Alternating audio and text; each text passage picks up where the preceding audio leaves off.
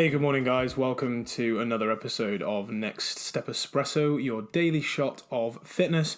I am your host, as always, Johnny Landals from Next Step Nutrition, bringing you the podcast that helps you overcome the industry confusion and get results for life. Today, we're on episode 350. Now, I have been against goal setting, outcome goal setting in the past. And I'm slowly changing my mind on it because I feel that the process is definitely more important than the outcome to an extent, because you can only control your process, you can't control your outcome. But if you don't define a clear outcome, then you can't possibly know what the process is.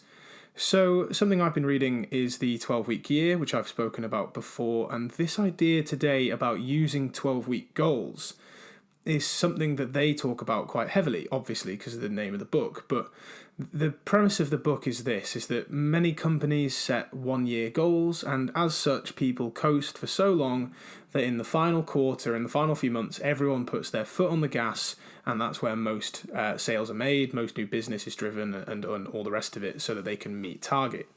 So the book basically says, look, if you set yourself 12-week goals, what more can you get done?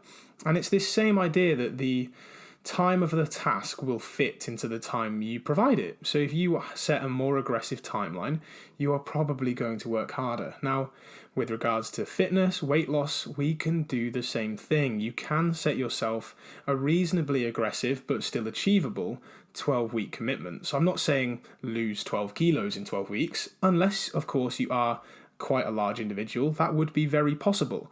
But if you're a moderate size, you just have a few kilos to lose, then you could say, right, I want to lose 4 to 5 kilos within 12 weeks, because that is very achievable for most people. You know, less than half a kilo a week is a good amount of weight to lose, very steady, very sustainable. You could even say that you want to run 10 minutes faster or put on 2.5 kilos to one of your main lifts. You can set whatever you like. But the thing is that once you've set this 12-week target, now you break this down into your weekly actions. So you don't just set the goal and think, right, okay, well, that's my goal, I'll try and get there if I can. You use that roadmap idea of saying, right, well, if that's my goal and I'm here now, what do I need to do this week to move me towards that goal? And this isn't about doing everything at once. It's about being a little bit better. So if you're, let's say it's lose 5 kilos in 12 weeks, right? And you currently don't do many steps a day, you don't really eat much fruit or vegetables, you don't eat much protein, your sleep is shit, and you just basically, you're quite far away from being someone who has a lot of those habits nailed in. You wouldn't start by saying, right, I'm going to sleep 8 hours a night, I'm going to walk 10,000 steps a day, I'm going to eat 5 portions of fruit and veg, and I'm going to eat protein with every meal. You just wouldn't. You wouldn't start there. But what you might say is that, well, an achievable target for me is that I walk for 5,000 steps a day, or I set my weekly target at 50,000 steps. And as long as I hit the target, I hit the target. You could say I'm going to eat a portion of protein, so a double fist size portion of meat or dairy with one of my meals each day. I'm going to eat 2 portions of fruit and veg each day this week. And then you have this written down on your phone, in a journal, on a whiteboard, on a post-it note, on your fridge, on your mirror, wherever you see it regularly, so that you can constantly remind yourself that this is your goal. And then after each day or week, assess yourself. Did you do the things you said you were going to do? Why not if you didn't? What can you improve? What do you need to do in order to do it? Or what can you improve and what do you need to do better?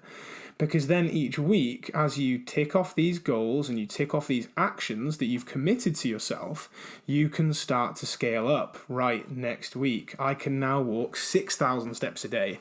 I can eat protein at 2 meals a day. I can eat 3 portions of fruit and veg. And you see here that you're setting targets that you have a 10 out of 10 chance of committing to each week, because then that way, each week, you're being successful, you're building the habit of being successful, you're feeling good, you're building momentum through action. Action drives momentum, not motivation, but action. And then at the 12-week point, you assess. did you do the things you set out to do? Did you reach your goals? If you didn't reach your goals, but you did the things, you're still probably going to be in a very good place. And that's just another reminder that the outcome is outside of our control. But what we do control is the process to get there. So as long as you have a clear focus on the process you need, then you will put yourself in a position to reach your goals. And in tomorrow's episode, I'm going to talk about creating that clear crystal vision you need in order to set those actions. So I'll see you there. Thank you as always for listening to the podcast. I appreciate every single one of you that listened to this episode. Our goal for this month is to hit a 10,000 download month. So what I need from you, please, is to share this podcast. Can you please put this on your Instagram story, put it on your Facebook story, put it on your profile, send it to 3 to 5 friends, and let them know about Next Step Espresso.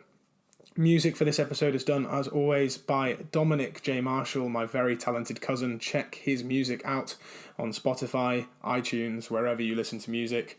And I'll see you again tomorrow for another daily shot of fitness.